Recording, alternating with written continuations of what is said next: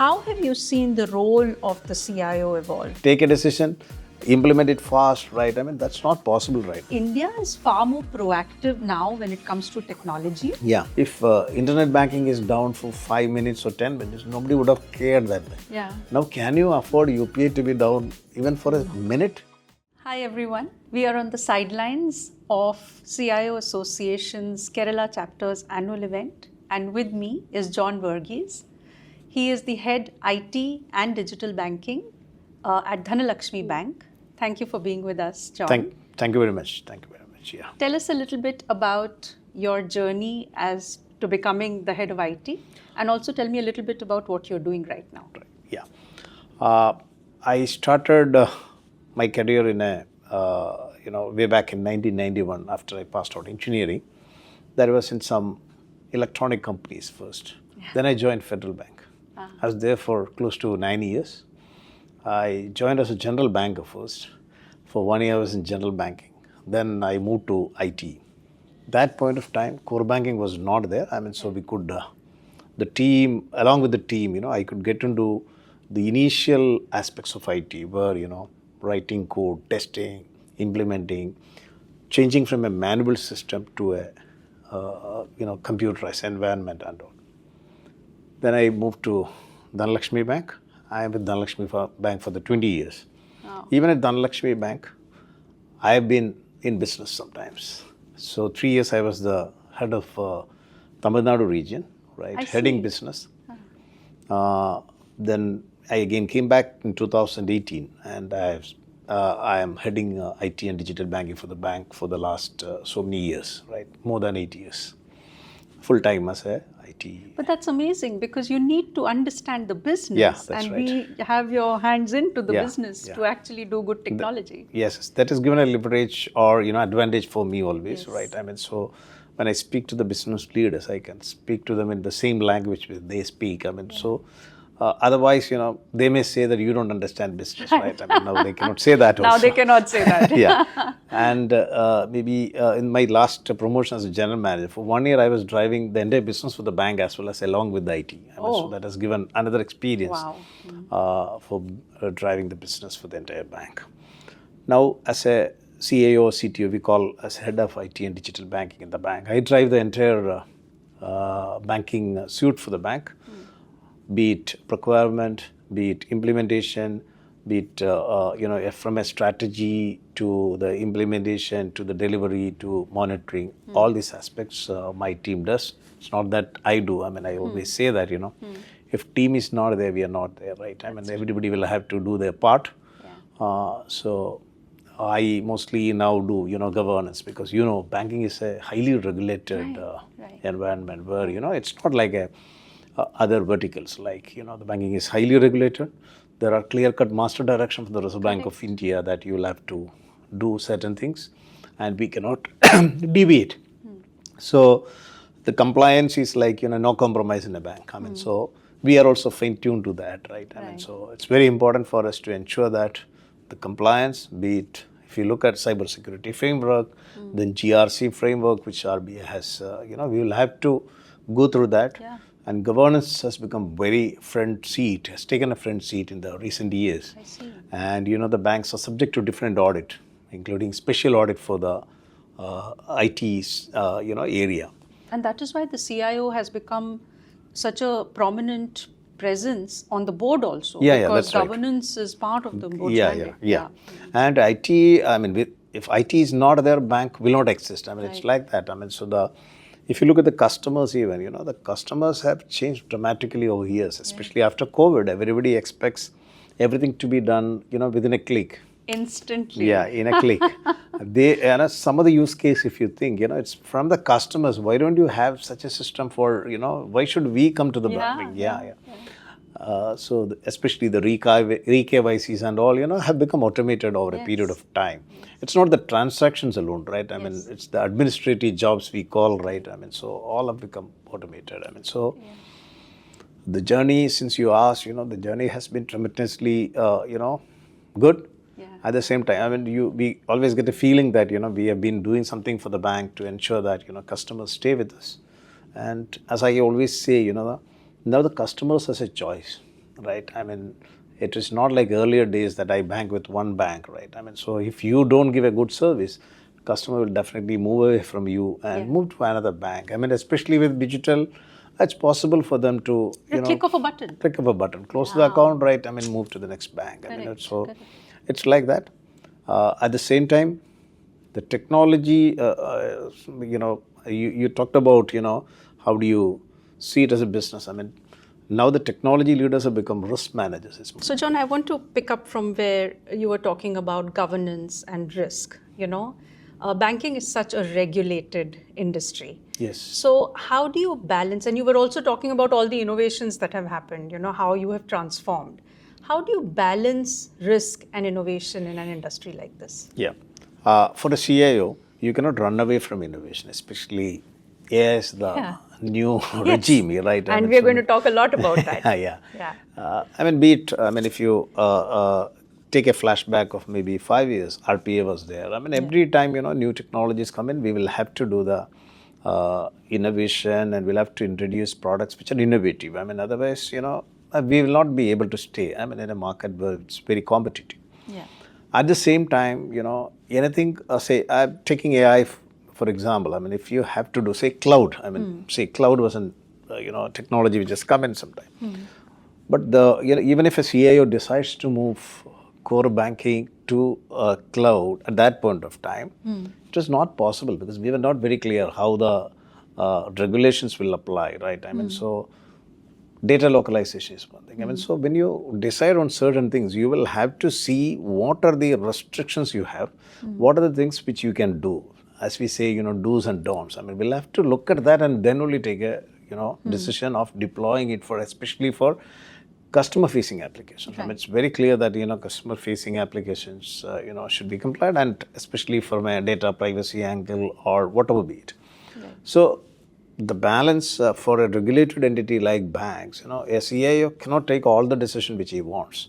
Or he cannot go with the crowd decisions. Crowd decisions, I'm talking about, some popular hype is happening, decision, popular decisions, or I see what you call. I mean, so we'll have to look because the customer data is very important for us. We'll have to protect the interest of the customer. I mean, that's why banking is. I mean, banking. And customer may not know where their best interest lies. They just want better. And banking works on one principle, actually trust.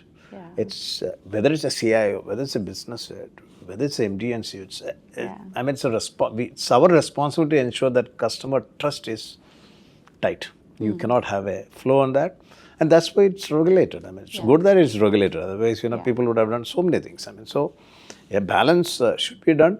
But at the same time, we will have to innovate also within the limitations. Say AI, for example. I mean, many of the banks, I'm sure that all of us started using it in fraud risk management. And we are also to a certain extent where, it's an embedded thing. But can we open it up to most of the times, even if we are ready with the technology, we may have to have a wait and watch, principle where, some of the banks do, or maybe take a okay from, but regulators, I don't know whether they will give an okay, but wait for them to come out with certain circulars. Like AI, already they have given a work group recommendation on AI for the banks. So it's a responsibility of the banks to have a policy, governance in place and then go ahead with the AI. I mean, so it's always balanced, and we should know the fact that we are a regulated entity. We cannot do everything what we want. So, Dhanlaxmi Bank is like a legacy brand, right? Yes. A very well-trusted brand. Yeah. So, there are also a lot of new age banks, almost born on digital, yeah?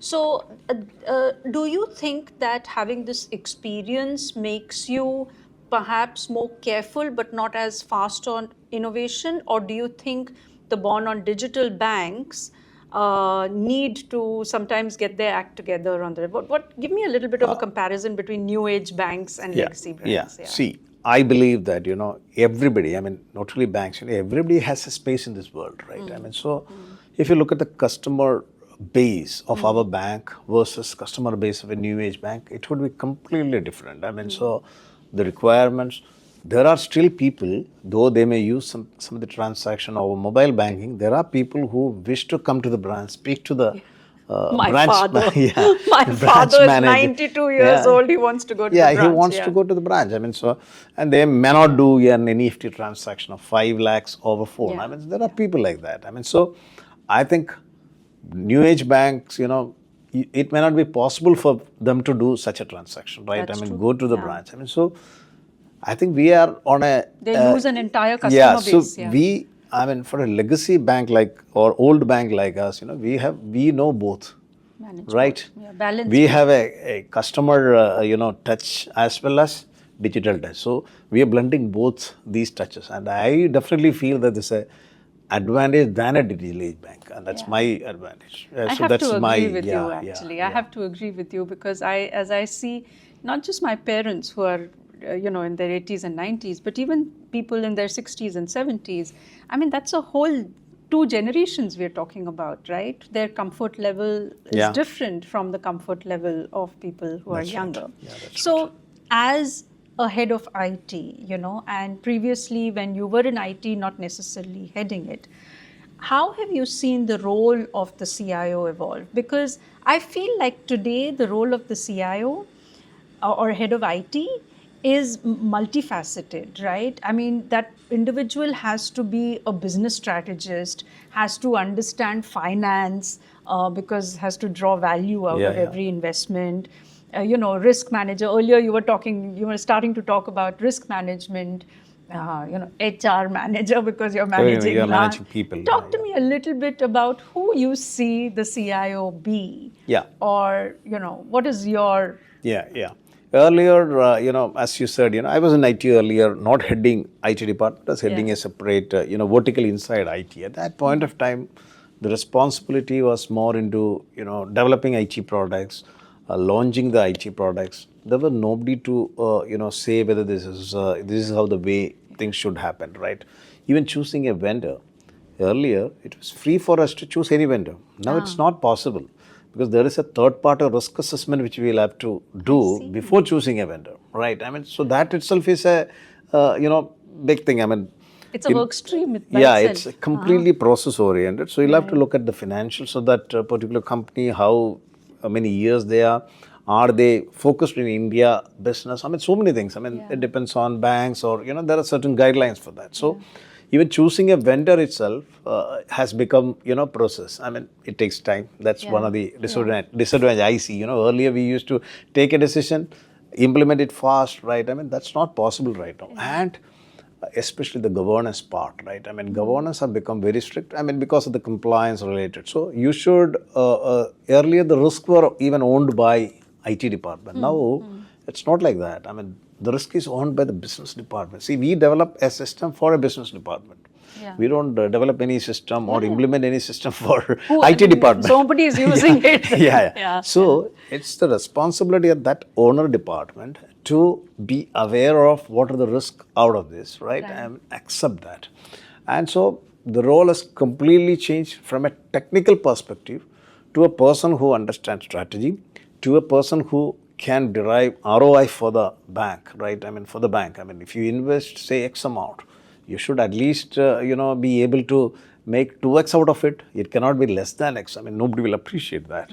At the same time, the changes in IT is very fast, right? I mean, we should be adaptable to that. All these are, and we talked about risk. I mean, so I told you, third-party risk assessment itself is a risk assessment, right? I mean, so in each of the areas, there is a risk assessment in place. So IT leader, I mean, there is nothing like, a person who knows only technology. I mean, he should know everything in a banking, be it any business. I mean, ROI, nobody will agree, right? I mean, so all these things are necessary for a CIO or a CTO or an IT head to ensure that it derives value for the bank.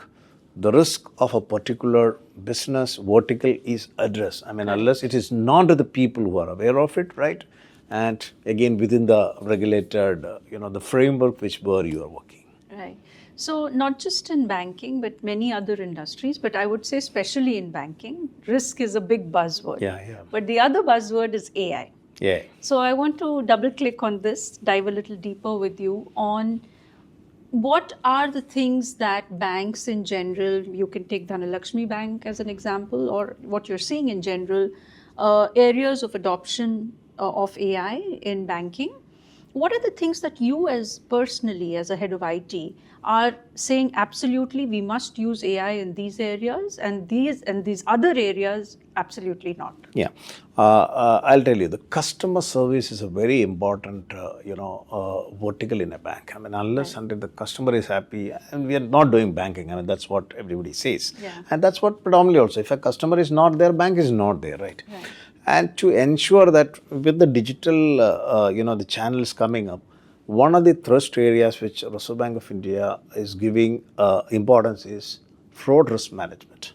Fraud risk management, when I say fraud risk management, it's for the online transaction. There should be an on-the-go check on the frauds which are happening. How predictively you can say, like, look at the transactions which are happening. Say, I'll take an example, right? I mean, if you're doing a transaction, say you have an ATM card. Look proactively. There should be an engine for that, right? You have done a transactions from your card. A transaction has occurred from Mumbai at 9:05, right? If there is a transaction at 9:06 from Chennai, right? I mean, so the fraud risk management ecosystem, as we call, should be able to stop it, right? I mean, so AI is being used extensively in most of the fraud risk management solutions come with that. Then anti-money laundering monitoring system, they require, AI engines. The chatbots is a very simple use case, right? I mean, chatbots, are using AI.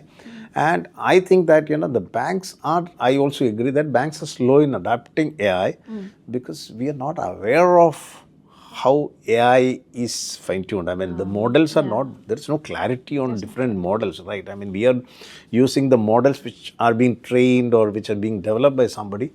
Of course, a training will happen. In banking, right? I mean, as I told you, trust is an important factor. You cannot make 0.0001 error even. See, if you have deposited 1,000 rupees, it should be reflected as 1,000 rupees in your account. You cannot.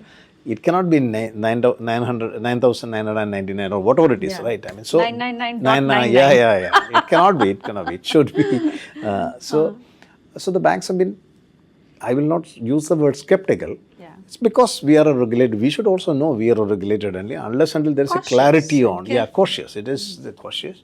And all the banks have started. We have, done it in fraud risk management. AML we are doing.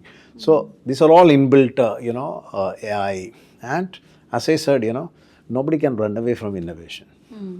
Even if it is a regulated, regulated body, RBI has come up with, I mean, so that shows that, they are also proactive, right? I mean, so we will have to do the innovations. AI is going to change. I mean, as we know, you've seen that Anthropic new. Yes, the new model. The new model, which Finance Minister has immediately called a meeting of bank heads, right? I mean, certain and all, to find out a solution or how do you remediate it. I mean, so many things. I mean, discussions will go on, right? So are you finding, John, that India is far more proactive now when it comes to technology than many other countries, and especially so with banking? Banking, because it is. So you won't see a UPI-like model anywhere, right? I mean, so even, in other countries it is not there. I mean, there are few countries but it's not predominant as it is in India. And so when you have technology landscape, right, I mean, I would rather say that UPI has changed the way in which, banking is done. And, I will tell you, maybe 5 or 6 years before, even if, some applications were down before UPI came in, right? I mean, so if internet banking is down for 5 minutes or 10 minutes, nobody would have cared that much. Now, can you afford UPI to be down even for a minute? No, not a second. Not a second. You get frustrated. So, and that has changed the way in which, things are happening. The regulator is looking at banks are giving service, customer will not agree, right? I mean, so sometimes, it's like that. I mean, the requirements are more that, you will have to give that service. I mean, you cannot run away from that saying that, our, system didn't have the capacity to, UPI, many of the banks have faced this problem of capacity management and all, but over a period of time, during peak hours. Peak hours and all, we know that, so many issues had happened. But everybody knows, everything there is a maturity, shaping up. It is not that The maturity is born with the innovation, right? I mean, maturity happens afterwards, right? I mean, that's why it's called maturity, right? Yes. Yeah. Yes. So I think technology has done a lot of things. I'm not sure it's doing the best things for human patience, though. We are definitely running out of patience. We are running out of patience. So we are actually speaking on the sidelines of CIO Association's Kerala chapter's anniversary event. And incidentally, today is also the day where CIO Association completes 18 years of existence, which is a remarkable achievement, I think. So, with this community now celebrating this day, how do you think the CIO's role has changed? Very briefly, because you covered it earlier also.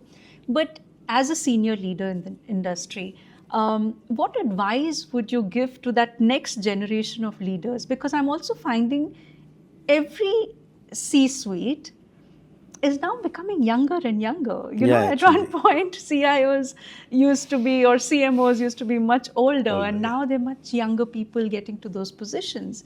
What is your one advice or two pieces of advice for them? Yeah, take on the challenge. Be innovative.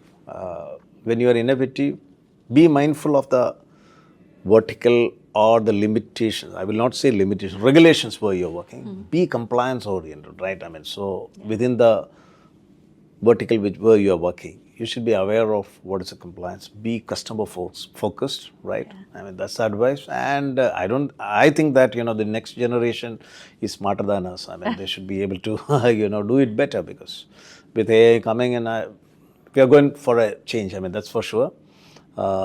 In all the spheres of not only banking, any industry we are talking about. I think our generation was also very smart, because we've seen multiple levels of change and transformation. Especially the mobile banking has changed. Mobile has changed everything, and we have seen it in our lives. Right? We've seen it in our lives. I mean, how many generations can say they went from, Nile records to your cassette players to CDs to now online music streaming, right? I mean, just as an example, right? But we don't know what's going to happen maybe after next 5 years. We don't know. We don't know. Yeah, like embedded chips in your ear for music. It's going to happen. Well, thank you, John, for speaking with us. This was absolutely amazing. And we got an insight not only on banking, but also generally the adoption of technology, AI, the transformation that is happening. And we're very grateful that John Varughese spends this time with us. Thank you so much for listening in. See you next time. Bye. Thank you.